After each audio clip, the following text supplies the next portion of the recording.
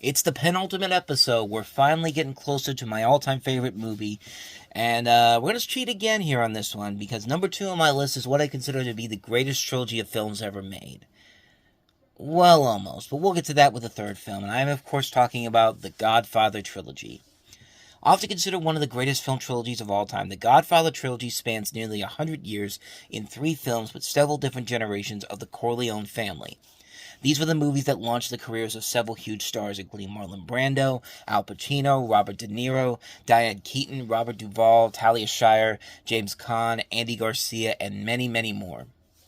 So let's start with the first movie. The first Godfather, the story begins as Don Vito Corleone, played by Marlon Brando, who is the head of a New York mafia family, oversees his daughter's wedding with his wife Wendy.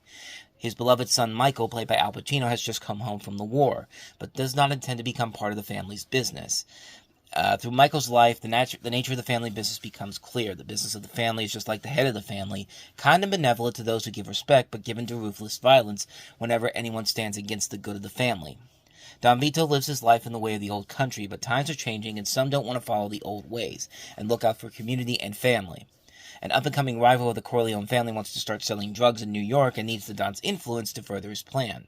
The clash of the Don's fading old world values and the new ways will demand a terrible price, especially for Michael, all for the sake of the family.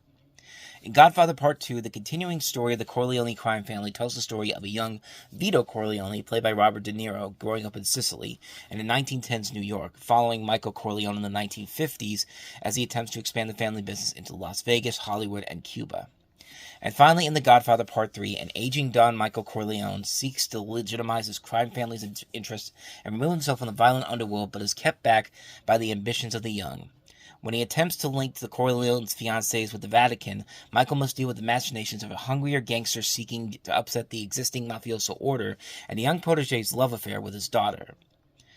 I mean, the Godfather Trilogy is, for the most part, a well-put-together trilogy. Francis Ford Coppola directs these movies with a lot of grace and shows off his true abilities as a director. The scripts by Mario Puzo and Coppola are beautifully put together, creating great drama with all these memorable characters and having some of the most memorable lines and scenes in film history. Tell me one person that has never used the term, "I'm going to make him an offer he can't refuse." I mean, there's just so many quotes throughout all of these movies that you will remember and you'll say to people every once in a while. I mean, that's how powerful these movies really are. The music, what more do I gotta say, man? It's one of the most memorable soundtracks in history. Nino Rota, for that amazing theme that you can't help but start humming to the minute it starts playing. I'm not even kidding. Like, if you listen to it, tell me you don't start humming it. I mean, it's just incredible to think about.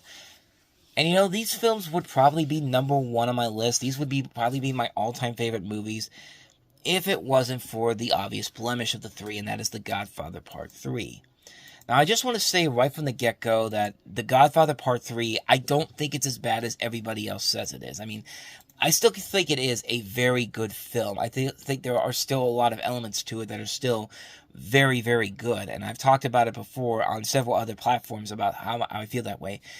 But yeah, when you compare it to The Godfather, and especially Godfather Part 2, which is probably the greatest sequel ever made, it's definitely a big letdown. And I think it's because when that movie came out, Francis Ford Coppola was kind of forced into pushing out a release by Paramount.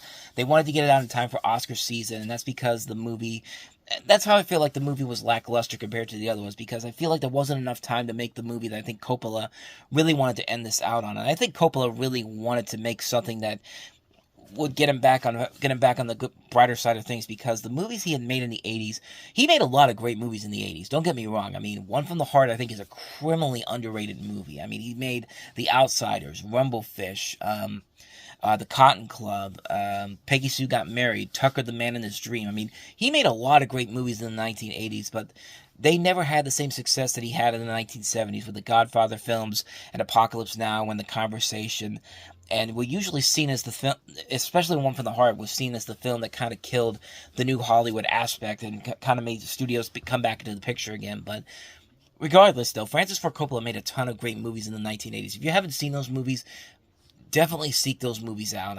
I mean, really, they're more than worth a watch. But I still think Part 3 is a really good movie. I mean, Coppola and Puzo's script does manage to try to keep what made the last two movies so memorable, and for the most part, it does work, with a couple of exceptions. For one thing, the last scenes of the movie are kind of a little bit of a cop-out, especially the last scene of the movie, but at the same time, it kind of makes sense. A man that had to deal with so much death in his life by violence, he dies naturally of a heart attack, but yeah, it does seem like a little bit too much of a cop-out at the same time. But, the worst thing about this movie, Godfather 3, is, of course, Sofia Coppola. Look, she's proven that she's become a really solid director in the years since this movie came out. I mean, Lost in Translation is still a friggin' masterpiece, and she's made a ton of great movies since then. Maria Antoinette. She did one recently that I really liked.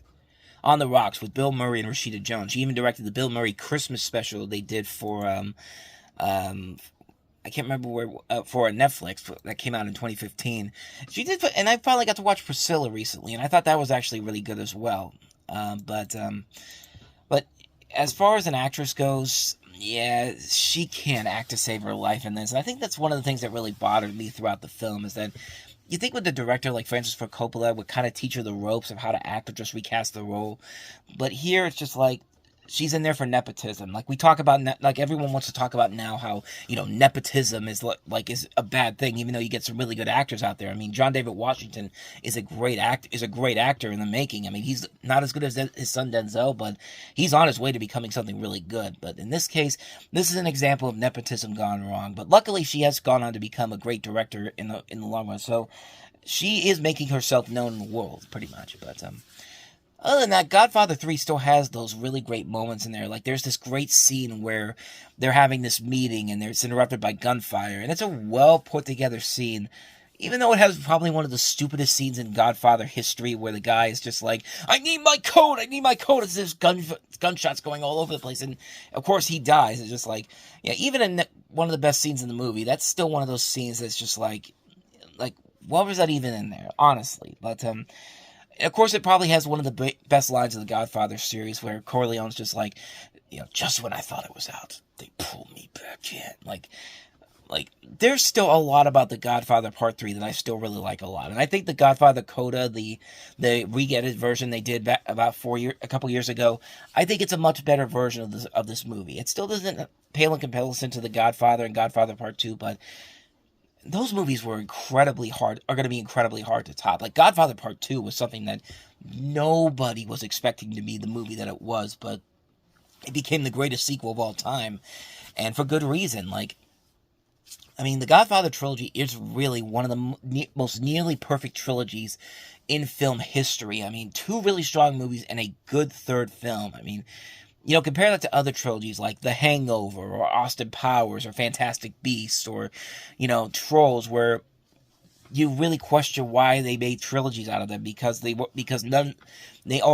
movie got worse and worse with every film. Maybe not all of them, but there's unnecessarities there to make another film in the series, except for the fact that it makes money. But the Godfather Trilogy is the one that really does stand out in terms of trilogies. It's up there with stuff like, the original Star Wars. It's up there with Toy Story, Christopher Nolan's Batman trilogies. I mean, these are movies that, this is one of those things that it's a crowning achievement in cinematic history. It's one of the best trilogies ever made, and it's incredibly hard to top what these guys were able to put together with these three films. I mean, this is the definition of a modern epic. It's up in the same category as something like the old school epics, like Ben-Hur. It's like the equivalent to Ben-Hur or Spartacus. Like, this is an epic in a number of different ways, because you can watch these movies that are each over 3 hours long, and you never get tired of them every single time. You can still find a lot to admire about these movies, and really, that's an accomplishment on its own rights. Even though The Godfather 3 is the weakest of the series, it's still a really solid film overall. And, I mean, there's not much more I can really say about this series that hasn't already been said already. You know the lines, you know the characters, you know the story. It's just one of the greatest trilogies and crowning achievements in movie history. And it's number 2 on my list for a reason. It's hard to include one and not include the other ones, because they're all well done. Like, they're movies that, even though they have this long running time, you could still find a lot to admire about it. yeah, not much more to say about this, man. The Godfather Trilogy, my second favorite film of all time. So, I've already done some videos talking about my number one favorite movie of all time. So next week will be kind of brief, but I'll also bring up some honorable mentions, some movies that almost made the list, but not quite. But I'll definitely talk about those films on next week's video, especially considering that we've pretty much covered everything we need to talk about with my number one movie. But I won't say it here if you haven't seen it already. But if you want to see what I had to say about Citizen Kane last week, please check out the video below. Check out the playlist of videos I've done before with my top 30 favorite films. And I will see you guys next week for the conclusion of my top 30 favorite films of all time with my number one favorite film of all time.